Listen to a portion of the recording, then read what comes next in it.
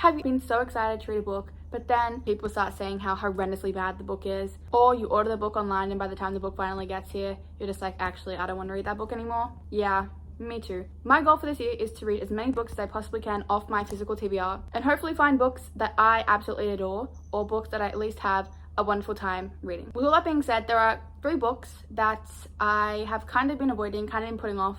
And in this reading vlog, spoiler free, we will be reading all 3 of them. This is a little preview of the books. The first book that I have been avoiding reading is The Inheritance Games. And let me explain why. This book used to be incredibly popular. Everyone always talked about it. For the longest time. I also thought that this book and there's another book called like The Fine Print, I thought they were the exact same thing. They're not, but I thought they were. The hype is kind of like gone. So I'm not hearing anyone talking about why you should read this book, but I did.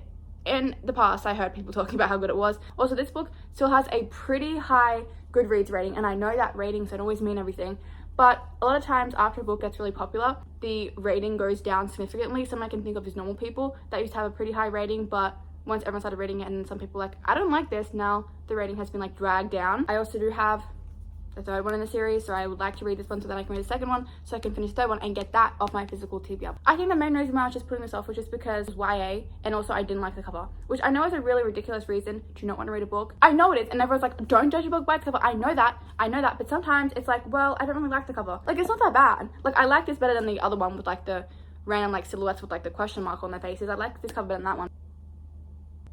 That's the ballerina. I love when covers though do have little things that like are related to the book. I saw some girls TikTok tearing it apart, and then I also saw another girl's TikTok showing a page from this book, and so I was like, I cannot. Like, if you don't swear, that's great, I don't care, but I do find it cringy and annoying when people don't swear but they say words that are very similar to cuss words. Like, when I was in primary school, there would be kids that would scream at the top of their lungs, holy sheet! Like, sheet. Like, you know, the stuff that goes on a bed. Like, this is like primary school behavior. But I don't really care because as I started reading it, I realized that it's not the main character Avery who does this. I mean, there's 2 occurrences where she does say like, oh, in her best friend's honor, and says like what her best friend would say, but it's her best friend that doesn't swear. At first I thought like the main character was like that, but she's not. It's her best friend. Once I got that out of the way, then I was like, okay. And then I also re-inspired myself to get into this because I actually read the back of it. And I was like, hang on a second. $1 billion fortune, a deadly game, riddles, puzzles, mystery. All I'm gonna say though is that I would have eaten this book up when I was younger. I wish I read this book when I was like 12, because if I was 12 and I read this book, it would have been my most favorite thing in the entire world. Second book I've been putting off is The No Show by Beth O'Leary. Again, it's because of the cover. The original cover, it's really nice, but this book, as you can see, look at that deal. I ordered this book for the Black Friday sales last year, so I've had this book for only a few months, which is not bad at all. This book here, it's just such an ugly cover. Also, why is this book so big? You know what I'm saying? It's like the same size as Magnolia Park's books, but it makes sense because look how much that, you know what I'm saying? Essentially, this book is about this one guy and he's like dating 3 women at once, and it's like, well, why is he doing that? But I feel like he's just dead. Imagine all these 3 women are like trying to band together to find this man, and he's just dead, and that's why he's gone missing. That's my theory, so if I get it right. The last book that I have been kind of like putting off, okay, this is a reread, and it's Pet Semetary by Stephen King. I like both movies, which I prefer the original one, but I don't mind the remake. I also really like this cover. I love cats. I got this when I was like 7, but isn't it funny that I still use the same bookmark that I had when I was 7, and that it's a dog, but there's a cat on the front cover. Essentially, Pet Semetary is about this family in a small town, and see, I told you, I love cats. This family moves in a small town, and then at the back of the house is a burial site. And that's all you really need to know. But yeah, this is just a book I've been also like putting off, and no more, because I'm also finishing this book in February. Because the thing is, I get caught in a trap. Caught in a trap. That song by Elvis Presley, it's in so many trailers. In so many movie trailers, because I love the movies, so I always go to the movies. And all the trailers, I've heard that song like 1,000,000 times with like 1,000,000 different movies. You know? What was that? We're ignoring that. What was I saying?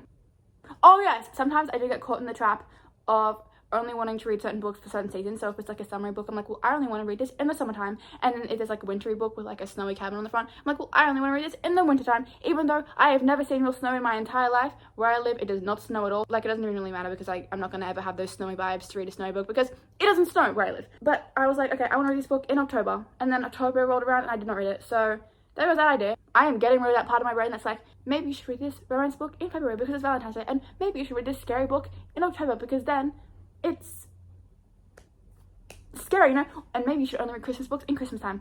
Actually, no, I agree with that one. I did finish reading a Christmas book in January, but maybe even July, because you could do like a Christmas in July kind of thing. But you know what I'm saying? Like, because when I do this to myself, then I just get so sick of a genre, because I like spreading out all my genres. I like reading different books here and different books there, and all in 1 month, and then it makes the reading month exciting, and it's like you don't get bored from just reading one kind of genre. Ideally, you know, it would be great if like I could read this book in October, but I'm not gonna do that. In this reading vlog, we're gonna get through these 3 books. I have my February TBR books laid out in front of me. Everything is officially on here aside from this one. This one technically is not. Now, I was looking at which books I should read, and I honestly just want to read this one. I mean, I don't want to read it, but like I feel like I just need to just get this book done. For Bug. For that guy right up there.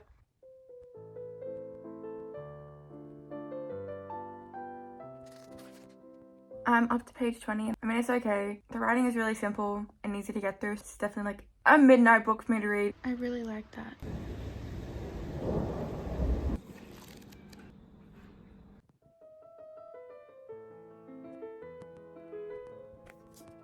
I read this book so fast. It was a very bingeable book. I was also listening to the audiobook, and before I knew it, the book was over. It was so easy to get through. So I've already read this book, but I'm gonna just take you through my thoughts, because I did take down notes. I pretty much already told you what's going on. I wasn't really excited to read it, and then I just saw so many things that made me really not excited to read it, but then I made myself excited to read it. In this book, the riddles and stuff, it was fine, I guess. It wasn't really what I was expecting. This book has ridiculously short chapters. That's chapter 1, page, and then bam, chapter 2. The audiobook that I found, the lady did an amazing job. I just wasn't expecting all of the brothers to have such like a deep country accent. I wasn't expecting that. Avery, so she inherits like a lot of money. Like she inherits billions and billions of dollars. Like I think it's like $46 billion. Do you know how much money that is? That amount of money actually makes me feel sick. Yeah, did you hear that thunder? It's agreeing with me. I cannot fathom that much money. I could not imagine the pressure of having that much money, like $46 billion. Her sister, there is a little minuscule romance with her, one of the brothers. At the start of the book, she does this test, the science test, and she gets 100%. And then she gets called into the principal's office, and they're like, she must have cheated. There is no way that she got 100%, because no one can 100%. So she's like, I'll retake the test like now. She retakes the test. Before we can find out what her score was, she gets like whisked out of school. And I know that she already said that she 100% got 100%. I just wanted to see the satisfaction. Why are my AirPods under my desk? That is just so random. I don't know what. My AirPods are underneath my desk. I just wanted to see the teacher get proved wrong. I did put this in my notes. She thinks she has the inheritance because of her mother, which means it's not because of her mother. This book, it ends and it wraps up, and it's sort of like, okay, but you need to read the next one to figure out like what's exactly going on. I just wish I was younger when I read this. I am very curious about the next book though.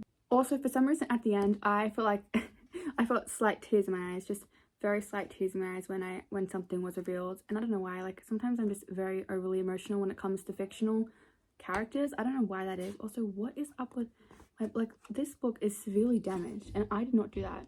Like that's like, do you see that? And then don't even get me started there as well. Something that I just wanted to say is that this book is YA. I was reading a few people's reviews, and I was just, the things that they were saying, the reason why they didn't like it was because it was YA. And I was just very confused by that, because if you know you are not the target demographic, of course you can still read the book, but just don't complain about the fact that it's YA, because that's the whole point. I really did like the secret passageways of like the castle, like mansion manor thing. I will admit, I really did not get like any riddle. I'm the worst person at riddles. If you think that you're bad at riddles, I guarantee you I'm way worse, because whenever someone tells me a riddle, my mind goes blank and I can't think of anything.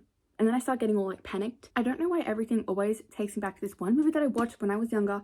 It's called like Crooked House. It's just all the people, all the family members living in the house, and the old man died, and there's just all the people and they all want the money. Keeping with all I said in mind, I think you can decide whether or not you want to read it, because I'm glad I did, but at the same time I cannot speak for anyone else. There's 6 days until March, and I still have 5 books on my February TBR that I need to finish. I have started all of these aside from Pet Semetary. I think it's ironic that this video is titled Reading Books I've Been Avoiding, and 2 out of the 3 books I have still not read. I've got like 6 days to get through this, and then obviously the no-show. It's just, I'm not connecting to any of the characters, and I'm gonna be honest, I don't care about a single one of the characters, and I'm getting kind of bored, and I just don't even care because the dude doesn't even seem like a bad guy. There's nothing about him. These two I've been avoiding, but I don't think it's their fault. I might actually listen to the audiobook version of this. Also might watch the movie. So I'm watching Survivor. I have one episode left to catch up because it's going to come back on tonight. I'll need this for Christmas.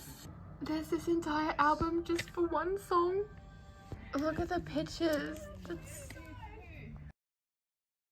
I've started listening to the audiobook of this. I also have tabbed a little bit. I really love the vibe of Maine. I like where they are living. I don't know why my eyes are so puffy.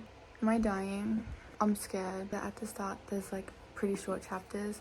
My eyes, is this because I'm tired? I've been sleeping terribly. This book also does arise a lot of questions about death. Anyways, it's currently 11:41 p.m. I feel like there's some like redness in my eyes. This is the current state of my nails. My goal is for tonight to take off this nail polish and then do some like fun designs on them. This is how it's looking so far. Like 2 in the morning. I'm over halfway through this book. My nails have taken me so long. This is what one hand looks like. This was supposed to be a cat, but it doesn't really look much like it. It's very messy now, but like trust me, things will be fine. And this is what the other hand looks like. I think I like that nail. And I like that one there. What I'm gonna do now is just continue to read this until I fall asleep. I did try to make this a cat in honor of Mr. Winston Churchill. Do you see the resemblance? Look at how cute this little mouse is.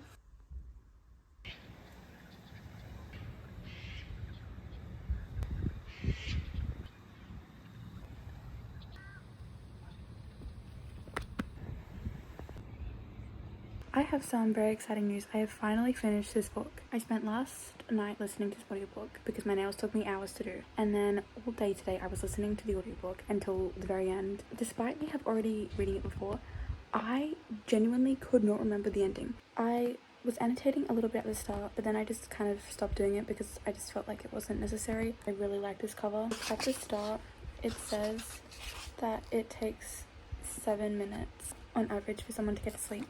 Who? It takes me like 7 hours. That's why I'm able to, I think, read as much as I do while I still have so many other things in my day-to-day life. I have nightmares all the time, and in this book the guy has a nightmare and then he wakes up the next morning and he has evidence that like his nightmare was true. That would be horrifying. The characters in this book, they feel very real. Basically, someone in this book gets run over by a truck and someone is like, you let him get run over like a chipmunk. This book is also very different to the movies. There were definitely a few lines in this book that I side-eyed, and the question of if you were given a chance to see someone who died again, but to like bring them back to life, even though they'd be a little bit different, would you still do it? Definitely the ending, I do have some questions. I have an update for you. This is going to be one of those books that I procrastinate reading. I have been procrastinating American Horror Story, so I'm going to read this while I watch that. I do feel like an audiobook of this book would be good, but I don't have any access to that. This book does have some very funny things in it. Case in point, I'm finally up to season 3. But also I have some theories. I think all the women are connected. This one girl here, her name is Jane. She used to work at this company and something has happened and we don't know what. In a different perspective, Siobhan is a life coach and she was talking to some guy and he confessed that he slept with his secretary. Is it connected? Also, slight update on American Horror Story. That's Kathy Bates and she plays Annie in Misery. I don't really know what I'm watching. I'm briefly running an errand, but I thought I'd tell you about this book. I'm actually really enjoying it right now. Once I got past the 100 pages, things started getting much better because I knew people were, but I am thoroughly enjoying it more and I'm excited to finish it. I just had to get past that hurdle and I'm very intrigued and interested. So that's my update. Glad I'm reading it. I'm that much through it now. So I'm gonna go outside. I'm gonna read a little bit more of this as I'm just like in the sun, and then I'll like swim in the water and you know. Things are getting interesting. I think we're getting on the home stretch now. 2019? I was 13 then in 2018. I knew it. And I'm gonna have to take a lot of clips of me talking out of this sort of reading vlog so it will remain perfect because I've just basically exposed so much But I got it. I got every single thing, and I'm not even finished with the book yet, but I suspected it. I knew it, but I'm going to take it out because I don't want to, spoil this book for anyone. I was actually kind of enjoying this book, but then now they're talking about Zoom and COVID and lockdown. Finally finished this. I kind of liked when things started picking up, but it was a little bit of a drag. But it's not nowhere near the worst I've ever read. It's, just, yeah.